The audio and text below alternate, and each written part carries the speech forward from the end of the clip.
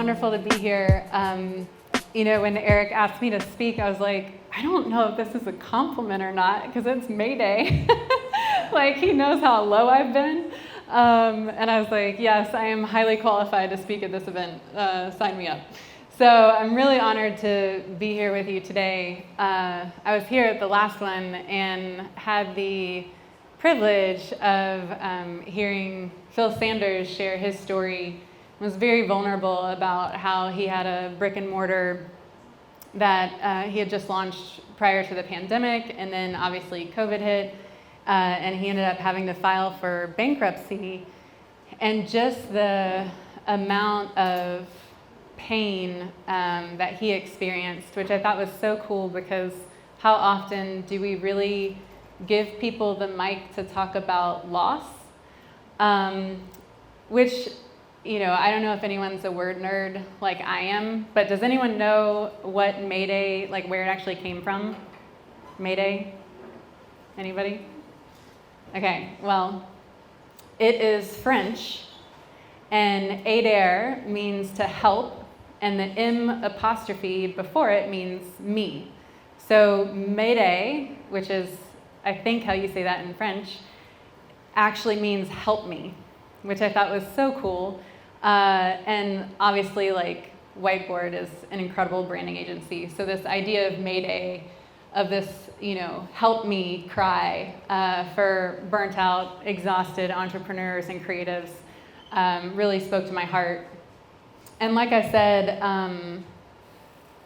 hearing Phil talk last year, that one really resonated with me, because I've been to so many business conferences and workshops and webinars, and there's always a confirmation bias, I feel like, coming from the stage, because everyone up on stage has made it, and so they're like, just keep pushing, you got this, success is right around the corner, you just don't even know yet.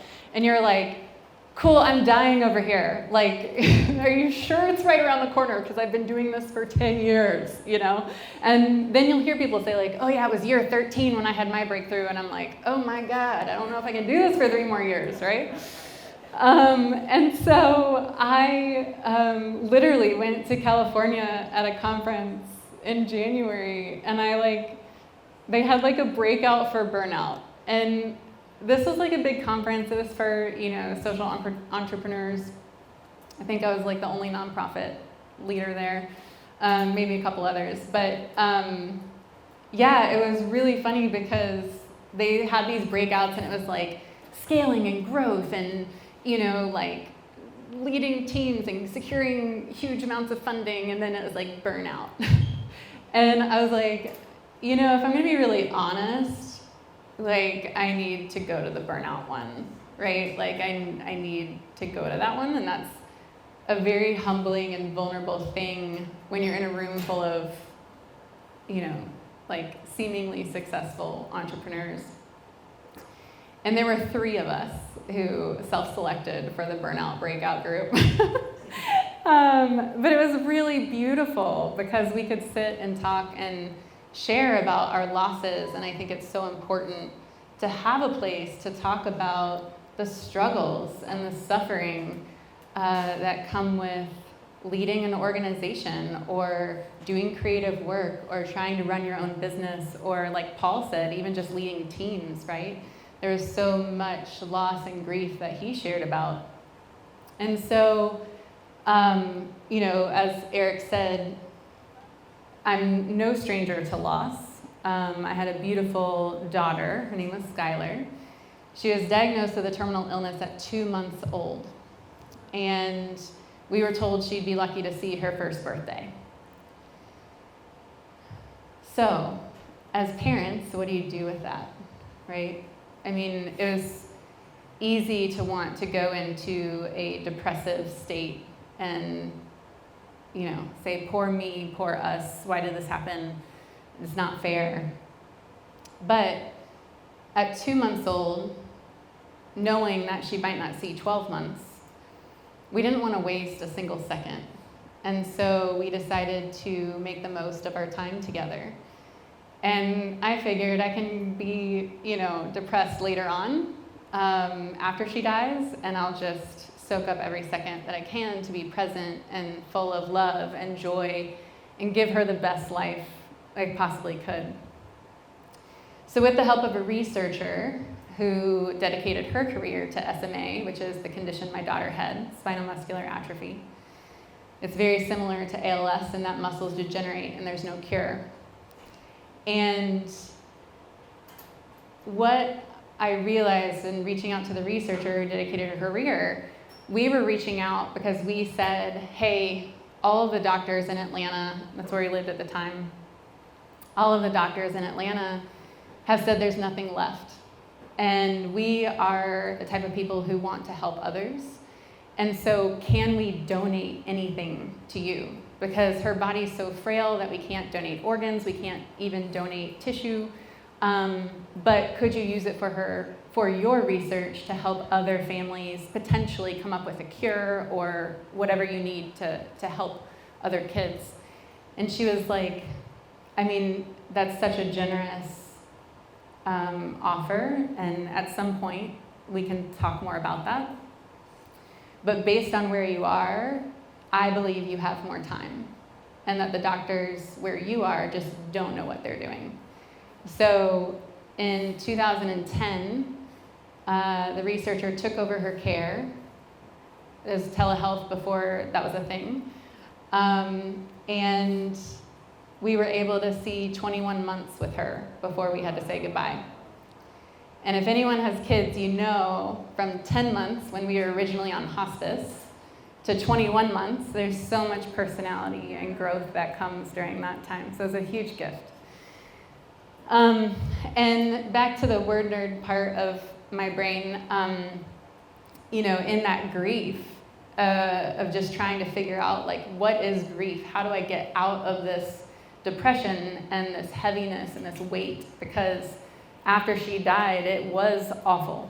It was a low that I don't wish on anybody. I didn't want to get out of bed. I didn't want to breathe. I was like, why am I still here? And I was like, this idea of grief, like it felt like such an evil bad guy that I was like, grief sucks. I don't want grief in my life, get out. And then I learned that grief is rooted in the Latin word gravis, which I might butcher that pronunciation. So if anyone's Latin in here, I'm very sorry. If you speak Latin, my apologies. But gravis means heavy, right? And that's where we get the word gravity from.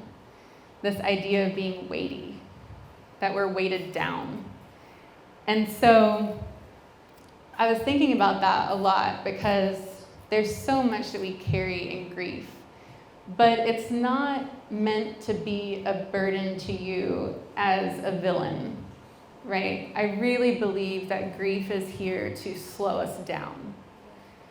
The weight to create a pause,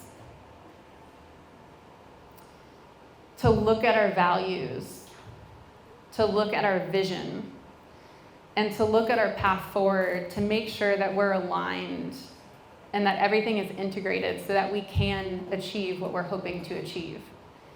And grief gives us that pause.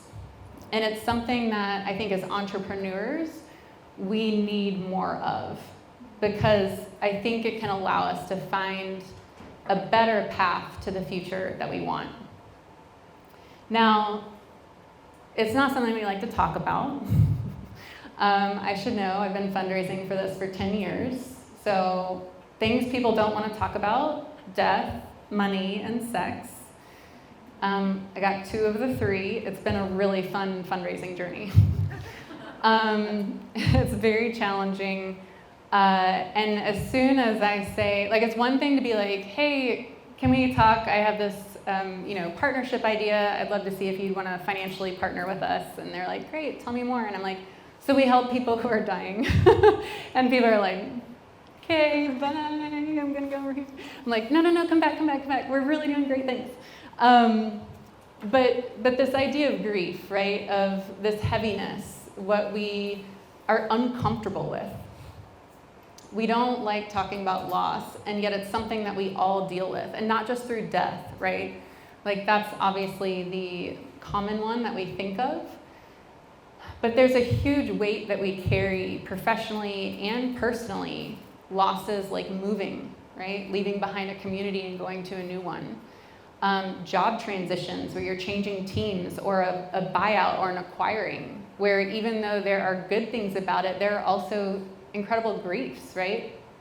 And so there's this heaviness that we carry as entrepreneurs, as creatives, as business leaders that, you know, it adds up. So I'm just like, show of hands, how many people, like looking at this list, there are many more than what I put on this list, but how many of you feel like you're carrying too much right now? Look around. That's significant, y'all. Like that's really, that's significant. And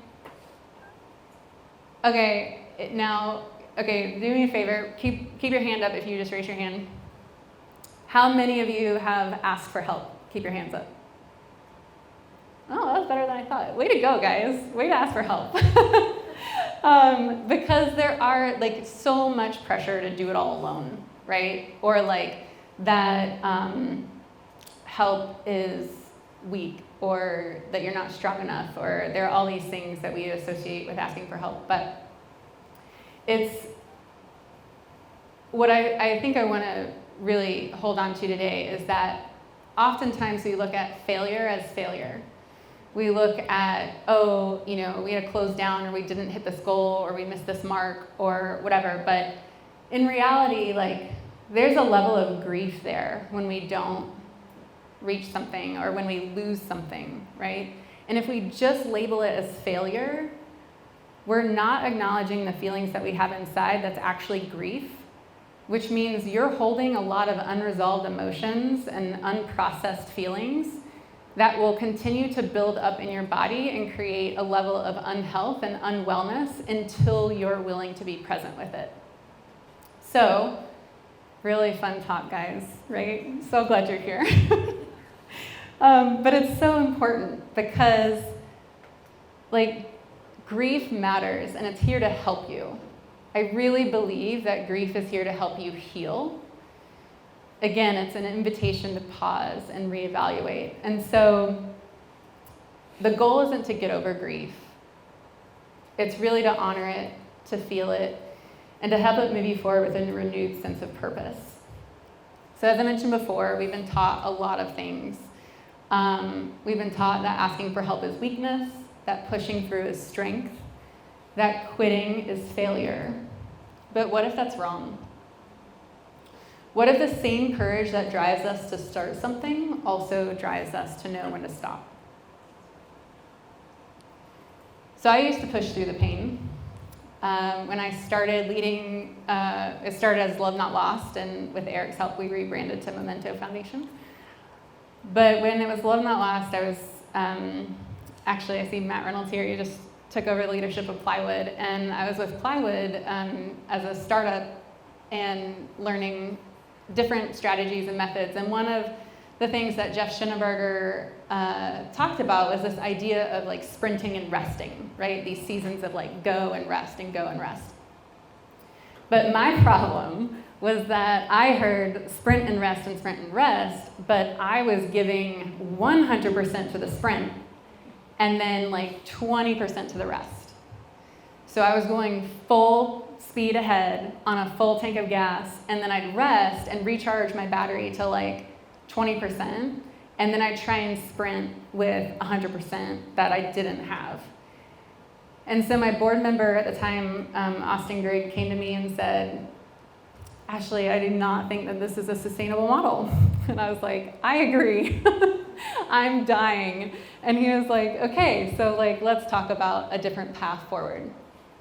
And so it was then that it was like, all right, I have to learn what it means to rest and what it means to listen to my body and what it means to have self-care. And the other thing too is all of that came together in helping me build my own self-care toolkit, which is something I want to help you build towards the end of this. But that's honestly the reason that I'm still standing here before you today, that Momento is still going, even after last year when I hit a really significant low. So Momento Foundation is a nonprofit. We're helping people heal in grief, and we have a lot of different ways we do that. Our main program is photographing people facing a terminal diagnosis. So we have volunteer photographers who offer free portrait sessions to anyone facing a terminal diagnosis for free at no cost to the family.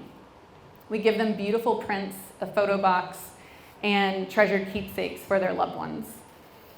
So that was one main program that we started with, that we've continued on, that I want to scale, and I want it to go even bigger, but we need the funding, right? So this past summer, so last August, I turned 40, and I was struggling with a midlife crisis, because that's what happens when you turn 40, right? And it was like double whammy, because Love Not Lost turned 9 last year, and so we're coming up on 10. And I just find for me, like, those major milestone markers are like, just a lot of reflection, and like, I thought we were gonna be here at this marker, right? Like when you're running a marathon and you're like, oh my God, like I thought I'd be further at this point, right? 10 for me, I was like, oh, we're gonna have like $1 million in annual revenue, like we're gonna have a solid team of people on staff, we're gonna have volunteer photographers across the country with like extras to spare, like it was gonna be great. So coming up on this year, I was like, oh my God, we are so far from that place. I was like, what do I do? This is awful. And there were a lot of things going on in my personal life too. Like a contractor had basically taken $15,000 of our money and filed for bankruptcy. So we couldn't get that. There's just like lots of things that just felt like punch after punch after punch. And so that like summer, fall was rough. Obviously it was the election year, right? So there was like a whole lot of craziness happening. And for nonprofits in election years, like those are typically lower donation years, because the election years, people are really soliciting donations for the campaign, and people are giving money because they want their candidate to win. But then at the end of the year, when it's like, hey, nonprofits over here need money too, people are like, oh, sorry, we already gave all the money to the political campaigns, or we're just tired of even getting asked for money and we're done, right? So we know that like election years are typically harder years for fundraising, so I was prepared for that. And I'm not a planner, but like I plan for Giving Tuesday. So like I knew it was gonna be hard. I emailed all of our photographers who volunteer, and I emailed every family that we've ever served. So about 170 emails in total. And for the photographers, I was like, hey, we could really use your help. In 2 weeks, it's Giving Tuesday. It's gonna be a really tough year, but this really, really matters to us. And so if you could you don't even have to give, you already give enough of your time and your heart. Would you please just share? Would you tell why you volunteer and why this matters to you? And then tag us and we'll repost it, and then hopefully have like a whole bunch of great stories to like help us reach more people, and it'll be great. And for the families, it was like, you can give if you want, but that's not the point, right? Can you please just share your favorite photos that we've given you and just tell what they've meant to you and your family? So I'm thinking, okay, even if just like 3 people did it, right? That like we would have somewhat of a good material. I had already had a story featured that we had written beautiful newsletters for, beautiful photos, beautiful story, quotes from her, video interviews with her, really great stuff. So, like I said, Giving Tuesday, it's like the Super Bowl of nonprofit giving. And so I was kind of anxious, like I hadn't heard from any photographers, I hadn't heard from any families, but I was like, maybe they're just waiting until, they're like the day of to post, and I'll hear from them then. So it was just one of those things where I had a bad feeling. And sure enough, I wake up on Giving Tuesday, And what I didn't tell you is that we had a $50,000 matching gift on the table. So how the matching gift works is if we raise the $50,000, then we get the full $50,000. But if we only raise like $5,000, we only get $5,000. But we had a donor who was willing to match whatever we could raise that day. So I wake up on Giving Tuesday, we already had sent like a few emails beforehand to try and get ahead of the noise. And then on Giving Tuesday, we had like 3 to 5 emails lined up, ready to go. And the first couple donations come in, really generous gifts, like $1,000 here, $1,000 there. And it just kind of got quiet. And I opened Instagram, it was crickets. And I was like, oh God, this is not good. I look at our email open rates. Normally our list, we have over 2,000 people on our email list. Normally my open rates are like 50 to 60%. Like we have a really great list. That day, 10 to 12%. And I'm like, how do I get this money? Like we really need the money, and not just because we need the money, but because it's funding my staff and our ability to serve families and all of these important things. And so the other thing you should know about me is when I ask for help, I'm a helper naturally. It's part of I think how I was born, and then part trauma response from my childhood. But I like helping people, and I'm a helper, and so it's really hard for me to ask for help. But when I do, it's usually because the plane is crashing, right? It's like, Mayday, Mayday, please help me, right? I'm going down. And the problem with that is sometimes they don't ask far enough out to get people to actually help me, right? They're like, well, if you called me when the wire in your engine was hot, I could have replaced it, but now it's on fire, right? So it's I've learned to start to get my ask out a little sooner. And I thought my emails to the families and the photographers were enough, right? But through the whole day, there was nothing. And by the end of the day, so the Giving Tuesday, just to give you some context, the Giving Tuesday before that, we had over 100 people donate to our campaign. By the end of the day, we only had 33 people donate, myself included in that number. Miraculously, though, we were able to raise $24,000 because the people who did gave incredibly generously. The average gift was $1,000, which is wild. So that was truly, truly incredible. We were able to get $24,000 of the matching gift, but we also left $26,000 on the table. And money is money, right? I can get more money. I know money is an abundant source in the universe, right? It's not flowing freely to me right now for some reason, but I know it's out there, and I know people have it, and I know people want to give it, and I'm here for that. I'm here to network. I'm here to make those connections. I can hustle, right? I can get the money. It wasn't about the money. The kicker was that at the end of the day, I felt totally alone. And the other part that crushed me, it's I've sacrificed a lot in the last 10 years, and I've done it willingly, right? I am choosing this. But when you're coming up on 40 and you have no 401k, no matching, I've not had any benefits, I've not had, it's I've been taking a super low salary for a long time. Literally at the end of the day when no one shared and no one posted, I was why am I doing this? Why? What's the point? If no one cares, what's the point? I'm doing this to help other people, but clearly it doesn't matter, right? Because of the work that I've done, I knew that that was just a narrative in my head that was not true, right? Despite me wanting to burn it all down, I knew that families cared because they've texted me when they've gotten their photos and been crying emoji, heart emoji, these are amazing, I love you, thank you for everything, right? We've had people come to our events and just give us the giant bear hugs as they just share gratitude for their pictures. We've also had some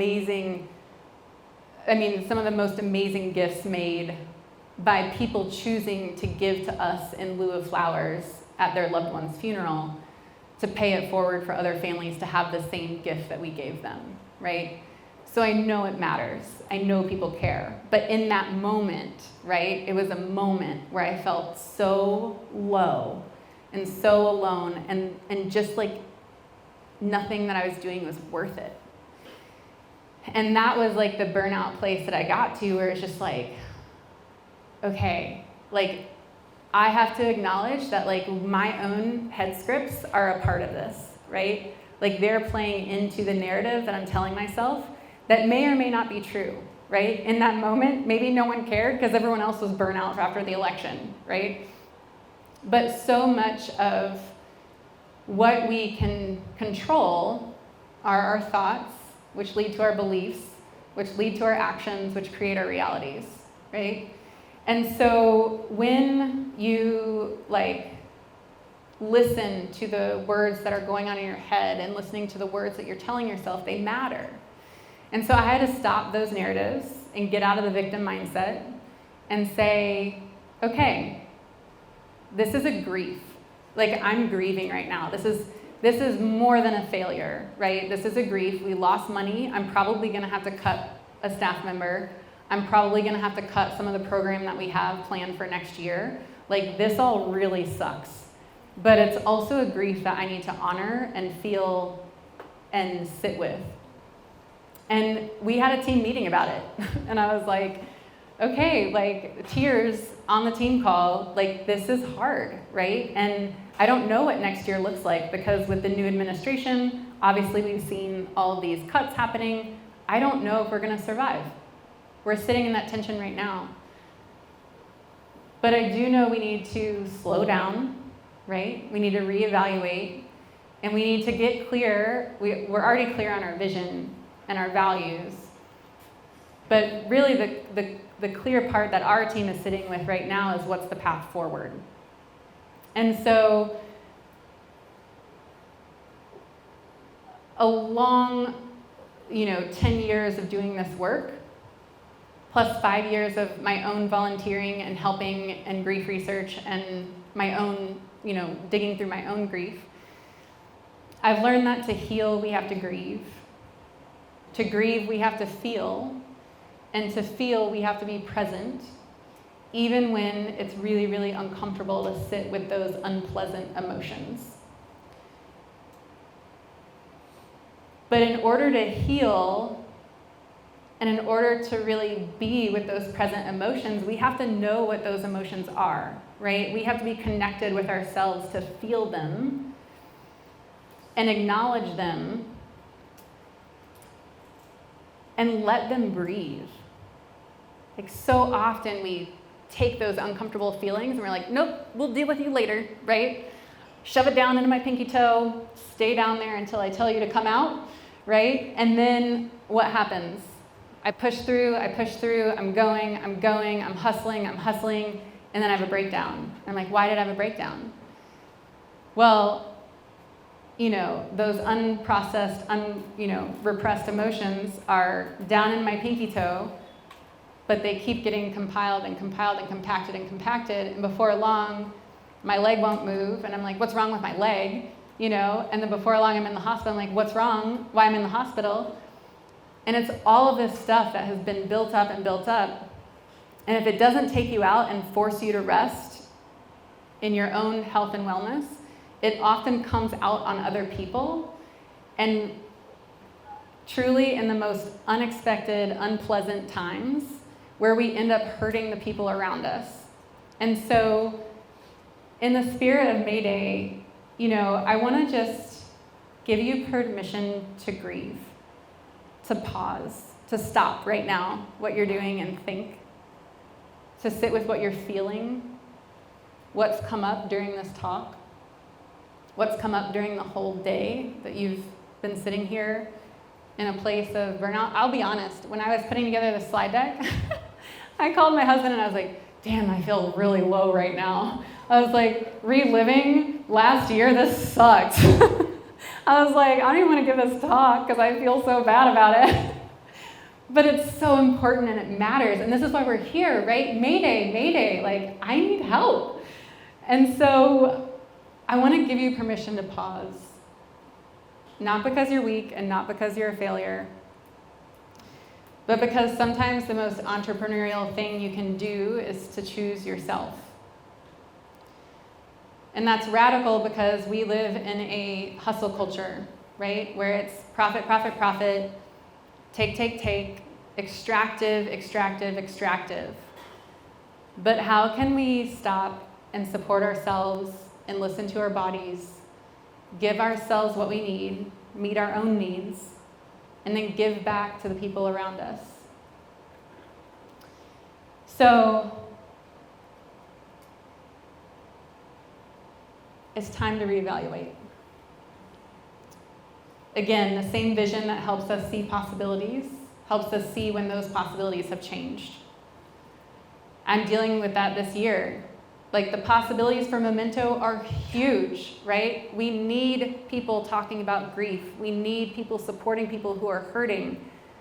We need the tools and resources that I love creating, but we need the funding for it.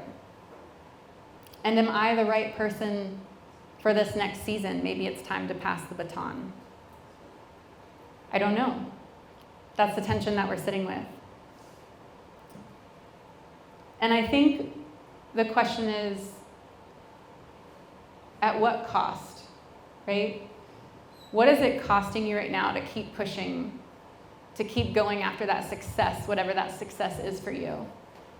I think it can be really, really powerful to write out all the successes on one side of a piece of paper and then all the costs on the other side. Because oftentimes we can get pushed by our problems and not really realize the decisions that we're making are just that, right? That we're being pushed by our problems and we're just going, and not choosing intentionally what we want and what's best for us and the people we love around us. So sometimes we can build it better. Sometimes we need to end it, right? Sometimes there is an ending. Like, most businesses that start out fail. Like, statistically speaking, I'm not making it up. Like, if you hit 7 years, you're doing awesome. Like, if you hit 10, even better, right? And so there is a cost, though. And for the past 10 years, that's the cost I'm wrestling with. Is it worth it? And I hope that you can sit with that as well. I mentioned earlier, Eric mentioned that I have a book coming out this summer. It's something that has been so amazing for me because I know if I die tomorrow, like, I will be okay because I have that book out into the world, because it's everything I've learned over the last 15 years of grief and trauma and healing that now is not going to die with me, right? Because at the end of the day, we don't know how much time we have left. Like, I learned that lesson so hard when I was 27 years old and I buried my daughter. Her time was so short. I don't know how much time I have left, and I don't know how much time my husband has left. The families we serve, many of them have already passed away. And so they know that they have a terminal diagnosis and that their time is short. That's a gift. Because when we invite death to the table and sit with it and get uncomfortable with our mortality and the potential of loss of those we love, when we invite death to the table, we can let it inspire us to show up fully in this life, in the present, without distractions, to love and live well. Distraction is the enemy. It's not death. Grief isn't the bad guy, right? It's disconnection. So as we talk about Mayday, as we talk about grief, one of the antidotes is community. I love this event for that reason, for bringing people together in times of loss, in times of hardship, to say, hey, you're not alone. Look around. Like, There were so many people who raised their hand and said, I'm carrying a heavy load that's too much, right? So one of the things that has really, really helped me, in addition to community, is my own self-care. And I mentioned the self-care toolkit. So self-care is not just like a bubble bath and a day at the spa, although those are really nice things. It's truly a practice of choosing yourself each day. It's a lifestyle where you listen to your body every day to meet your needs. And so as we talk through self-care, I want to help you create a toolkit, and we'll get to that in the next slide. But I want to mention, like, if you're in a place of burnout right now, this self-care toolkit is your, essentially like your self-care first aid kit, right? Like, it is like, I'm hurt, I'm in pain, I need help. If you're not in a place of burnout, if you're feeling really good right now, awesome, way to go. This is more of a toolkit that's truly can be used as a preventative measure. So what we're going to do is we're going to use cyclical questioning. It's going to be the same question on the screen, but as you answer it, your answers will be unique to you. So it'll be different for every person, you know, no need to like cheat on someone else's paper. Go look at your own answers, search within to come up with them. But essentially, we're going to pull out answers that are unique to you. And the cyclical questioning is this. We're going to start with a question. So the first question, and I'll go on the next screen, is what makes you feel loved? So how this would look is I'll say, Ashley, what makes you feel loved? And then I'll let my body respond, and something will come to mind. And I'll write it down, and then I'll thank myself. I know it sounds silly, but it's important. You say thank you, because we're all in relationships with our bodies, whether you are conscious of it or not. It is the longest relationship you'll ever have. So we can respect that. And we say, okay, Ashley, what makes you feel loved? And then another answer will come up. I'll say, thank you. Ashley, what makes you feel loved? And you do it over and over again. I'll just set it for 2 minutes for the sake of time. When I do this with my team and my photographers, we usually go for 3 minutes and then sometimes 6 if we're feeling, you know, really intense. You can also do this at home with people in your home, whether it's family or roommates, and it's a really, really beautiful exercise to get to know one another on a much deeper level. I did this with my husband, and I was shocked. Like, I discovered things I did not know, and it definitely was like, that explains a lot.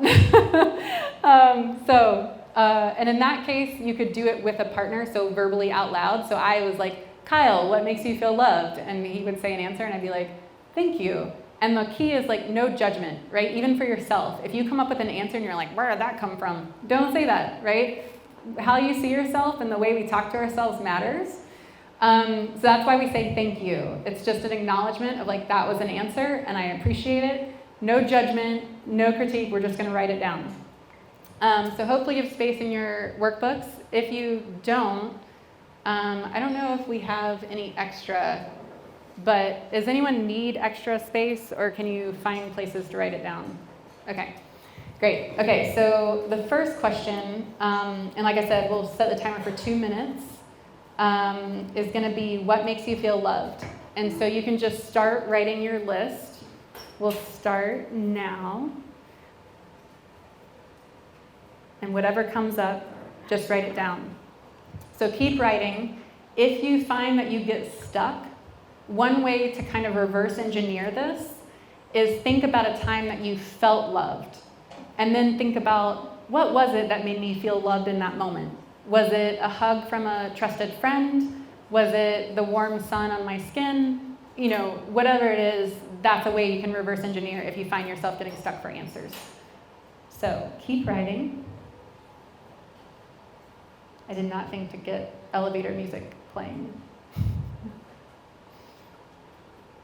You don't want me to sing. Okay, finish up that last thought, whatever is coming up. I know it's like, some of you probably are like, wow, that was so fast. And others, you're like, oh, thank God. So that's 2 minutes. Like I said, I encourage you to do this for longer at home if you can, because it's really a powerful exercise. But for the sake of time, we are going to move to the next question, which is, what brings you joy? So again, the format, Ashley, what brings you joy? The sun coming out today. All right, finish up that last thought. I feel like I'm calling bingo numbers. It's weird. Okay, so next slide, next question is, how do you rest? And I know people talked about this before, but rest is really just being in a state of calm, where it can be a lot of different things. There's mental rest, there's spiritual rest, there's physical rest, there's creative rest, right? There's a lot of different types of rest, but ultimately we want to think of rest being in a state of calm where our nervous systems are not on high alert.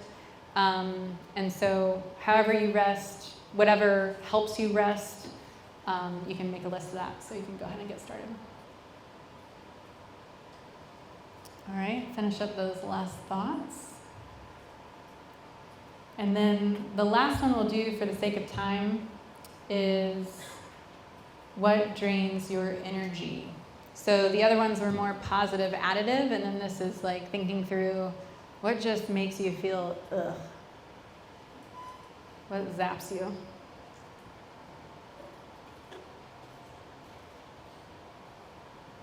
This can also be re-engineered or reverse engineered if you're like, what, I can't think of anything, and just think about a time that you're just like, I don't want to do this. What is that thing? All right. Finish up your last thoughts for that. Now, if you really like this, I mentioned I have this whole exercise much more detailed and in much more depth in my book. So I have a whole chapter on creating your self-care toolkit, and there are more questions and more details. I also have a whole chapter dedicated to rest. So really going through those different types of rest and what that might look like, and question prompts to help you discover that for yourself. So how do you apply this? One of the things that I want you to do is just to take a moment to look at your list and reflect on any patterns. Do you notice anything about them? So do you have a list that is, maybe it's heavily focused on other people to like do the things, right? If it's what makes you feel loved or joy, is that an external source that's coming in, or is that an internal source that you can do yourself? So start to notice things like that. Again, no judgment. But if you do see something that's like heavily weighted on your reliance of others, maybe you go back to that question and set a timer for 2 minutes, and you focus on coming up with answers that you can do for yourself, right? That you don't need anyone else to do for you.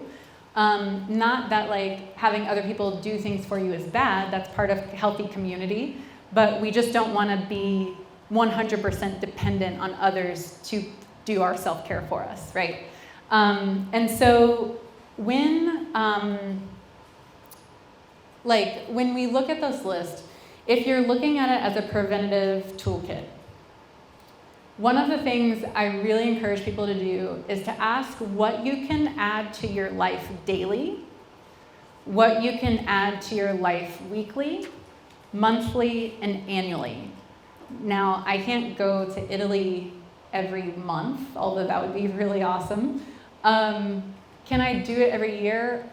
I don't even know if I could do that every year with my budget right now, but I can do it every 5 years, right? I can go to a wine tasting every year, right? I can have a cup of tea every morning and choose to start my morning with intention, right? With tea and outdoor time if it's sunny. Thank you, Jesus. And so like this last week, y'all, was so rough. I was like, there's a reason I did not move to Seattle. Can we please let the gray clouds move along? But sunshine is a part of my joy, right? And so being outside, being in nature, going on a hike, I can do those things sometimes daily, but certainly weekly, right? And so what can you add into your life that fills you up, that makes you feel loved, that brings you joy, that makes you come alive, that helps you rest?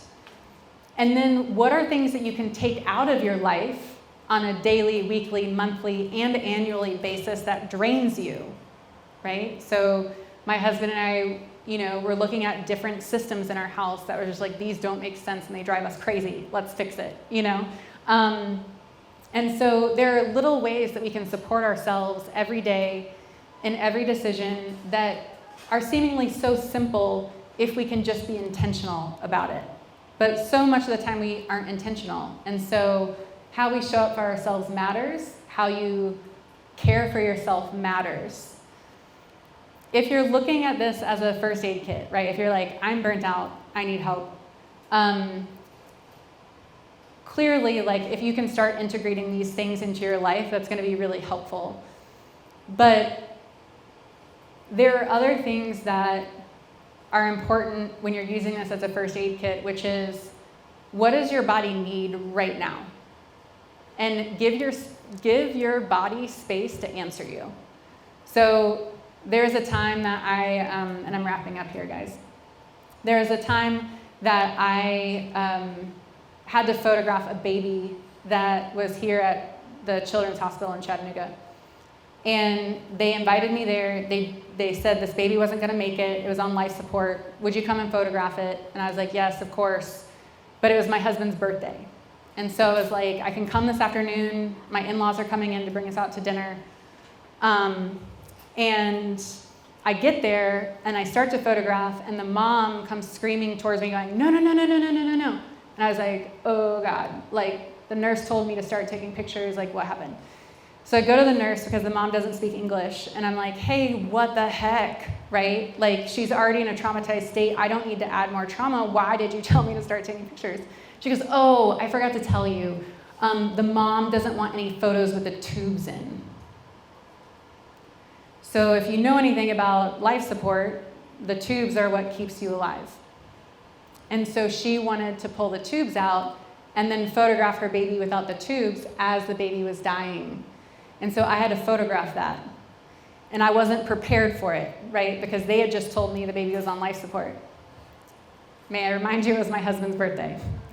So I couldn't just be like, sorry, honey, I had a bad day at work. I'm not going to go to dinner with your parents, right? So I was like, okay. I sat there. I was like Humpty Dumpty. I'd been broken into a million pieces. I was literally a shell. And I'm sitting there and I'm like, oh my gosh, I have 4 hours to put myself back together before dinner. And I was like, I need a first aid kit. And one of the things I did was I sat there and I said, what does my body need right now? And I just like breathed into the core of my being, full diaphragm, full lung expansion, and created space for it to answer. And it said, I just need to let it out. And I just like found myself just like tears streaming down my face. But that only lasted for like a couple minutes.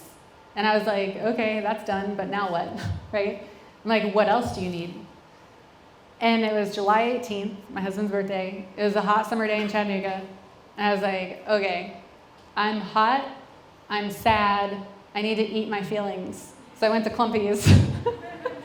And I was like, give me a large cup of strawberry ice cream. And I sat there and ate it, and like the cold and the sweet like literally made me feel better. And I was like, wow, that's kind of working. And I was like, what else do you need? And my body was like kind of was silent for a minute, and then I felt this like tingle down my spine. And I can't explain it other than if you've like seen the Spider-Man movies where that like bad guy has the like metal spine down his back. It was like all my vertebrae just kind of like metal, I don't even know how to do the sound, but it kind of like just tingled down my spine like that. And I was like, all right. And I called Center Med Spa and I was like, do you have by any chance, any space for a massage? At the time I had the margins to just like go do it. And they were like, can you get here in 15 minutes? I was like, that is perfect. So I got there, and on the table, it wasn't like I just got a massage. Like I was really focused on the table, like every time they dug in to my back, of like really releasing it, right? Like letting it go. Like so often we carry weight that's not meant to be carried. It's not ours.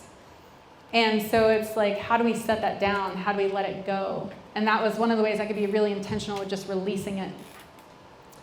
And so my husband called and was like, my parents just got here. I was like, great.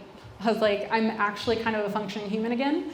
I'm not going to be happy. Like, don't expect a joyful, like, Ashley, hey, like, happy birthday. I was like, but I'll be there and I'll be present and I'll be whole again, right? And so there was still healing I had to do. But I want to mention, because a month later, the same thing happened. But this time I knew the baby was going to come off life support. So it wasn't as traumatic, right? Because it was expected. And so I didn't have that shock and the unexpected craziness of that. And so I was more prepared in the sense that when I asked my body what it needed afterwards, it didn't say anything. And I was like, no ice cream? Come on. Like, you want ice cream. And my body was like, no. And I was like, okay, but that massage, right? Like, you want the massage. My body was like, no. And I was like, nothing, really? And it was like, just stay at work and be productive. And I was like, all right. So I'm like working.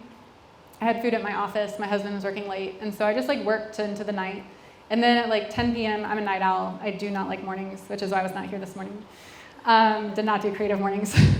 Love creative mornings, too early for me.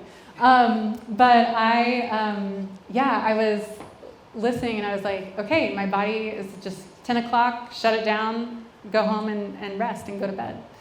And so your self-care toolkit, I just want to let you know that is for you in every moment to revisit.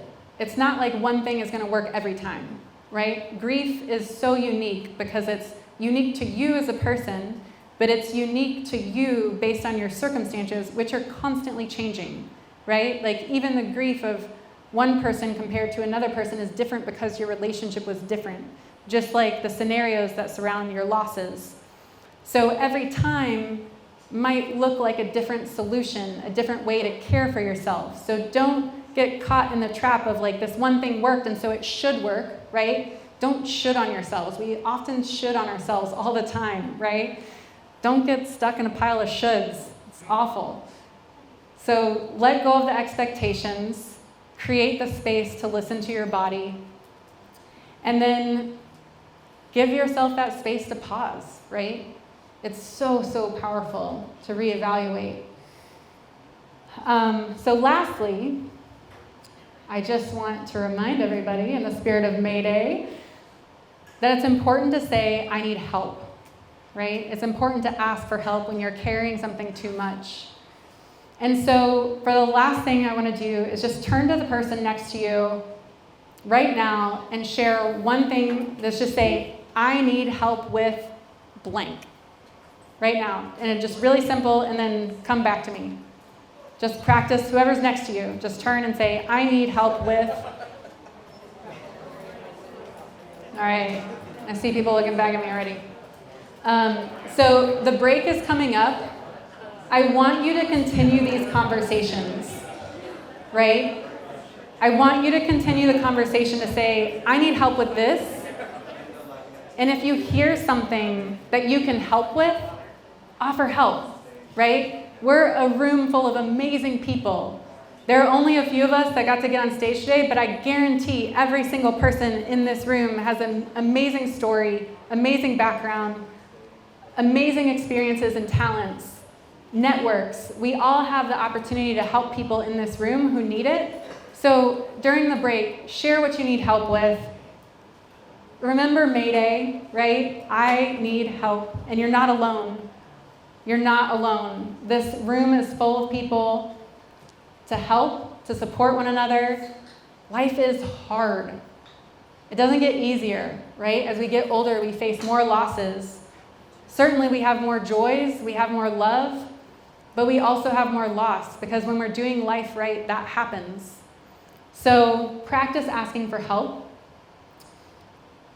The only good ending is not the one where we make it, right?